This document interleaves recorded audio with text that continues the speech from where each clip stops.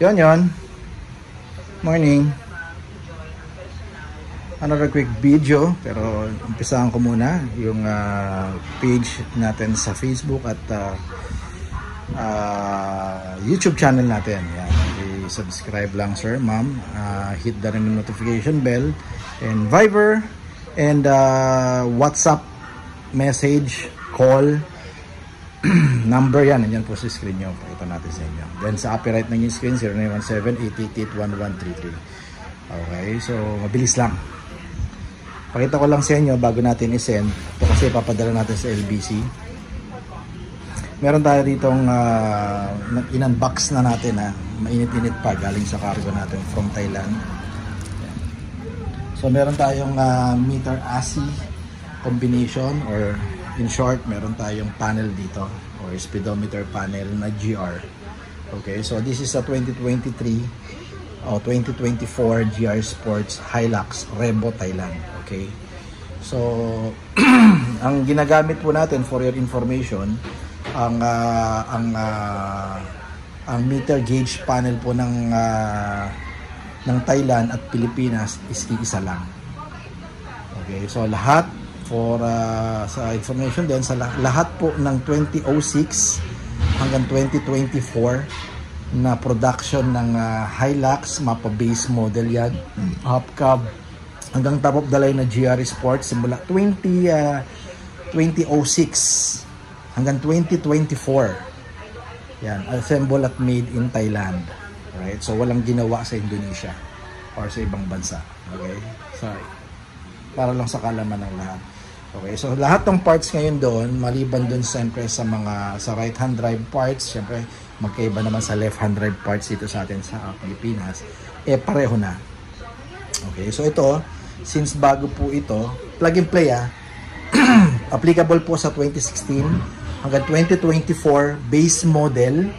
Siyempre hindi na pwede sa 2024 GR to dahil ganito na sa GR Sports na 2024. So 2016, kahit base model yan, manual matic, pasok ito. Okay, so this is a GR Sports Hilux 4x4. Yan, yung mga logo pa dyan. So itong meter panel na to, ginagamit to sa mga 1GD engine. Pero basta kahit 2GD engine pwede to, pero kasi to pasok, dinesign talaga or lumabas ito sa 1GD engine sa 4x4. Okay, ang kagandahan doon, pasok pa din siya kahit sa manual transmission or yung mga 2GD engine.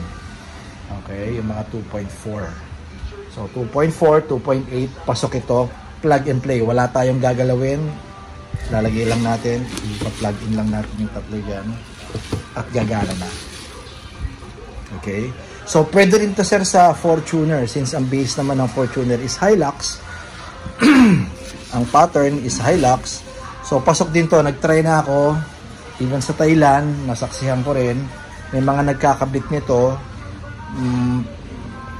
nilalagay nila sa Fortuner, 4x4 man yan o 4x2 na Fortuner, pasok din to.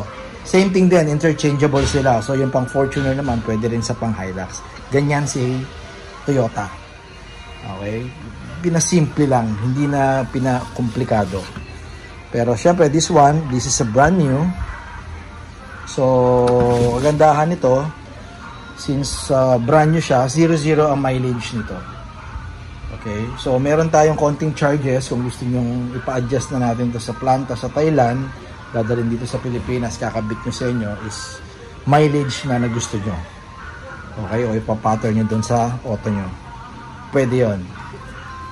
Okay, just let me know, just send me a message and tawag kayo, pwede naman para mapag-usapan natin.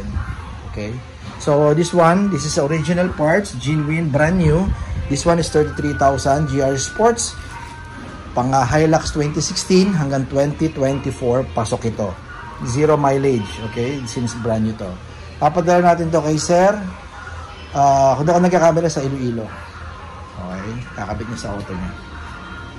Para mag-upgrade yata, conquest yung sasakyan niya, kakabitan niya nito. Alright, so meron naman tayo dito sa kabila. Ito, papadala naman natin to sa Bataan. Taillight naman to, mag-upgrade din si sir. Dalawa yan, left and right. Yan, brand new. Ito yung mga pang ginagamit naman sa Conquest, 4x2, 4x4, and GR Sports din na Hilux Revo. Okay, so sa mga mag-upgrade naman, this is the latest version ng Hilux. Meron na siyang, alam ko may DRL na rin to, na LED. Then may kasama na rin mga bulb. Yan, latest to na GR Sports na ginagamit pati sa Hilux, ganito. Pareho sila eh. Pareho lang itsura eh. So sa mga mag-upgrade naman sa 2016, once again, kung hindi pa ganito itsura ng taillight nyo, plug and play, pwede natin ikabit to. Okay, sa mga J, kung may J pa, G ng 2016, 2017, 18, 19, 20, 21 hanggang 2024 na base model. I'm not sure sir, pa-correct nyo lang ako kung yung 2024 na base model na Hilux ganito na din ba. Kung hindi pa ganito, pwede rin natin itong palitan.